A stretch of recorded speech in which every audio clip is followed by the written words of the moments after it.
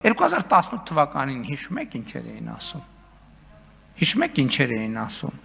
Ասում էին էլի Հայաստան-Ռուսաստան հարաբերություններին 21 թվականին են ասում։ Հայաստանի եւ Ռուսաստանի հարաբերությունները այսօր գտնվում են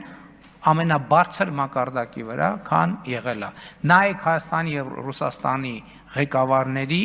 հանդիպման դինամիկաները եւ համատեք նախորդող շրջանի հետ հանդիպումների, հեռախոսազրույցների, շփումների, այցերի եւ այլնի դինամիկան։ Ընդ որում այս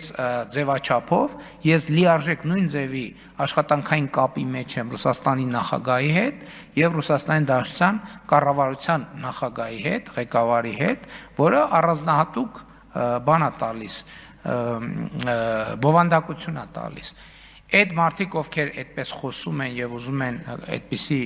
էֆեկտներ, սադրանքներ անել, ես ուզում եմ այդ մարդիկ ուզում են ԵԱՏՄ-ն կաթվածահար անել։ Ես ուզում եմ հիշեցնել, որ մենք ԵԱՏՄ անդամ երկիր ենք եւ մենք ԵԱՏՄ 5 երկրներից մեկն է, ով որոշումներ է կայացնում։ Այդ մարդիկ, ովքեր տենց սադրանքներ են անում,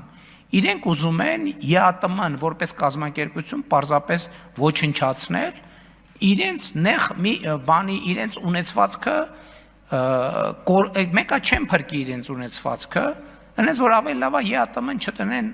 բանի տակ, սադրանքների մեջ չներքաշեն։ Ես ասում եմ մենք Ռուսաստանի Դաշնության չենք վիճել, չենք վիճում, չենք վիճելու։ Մենք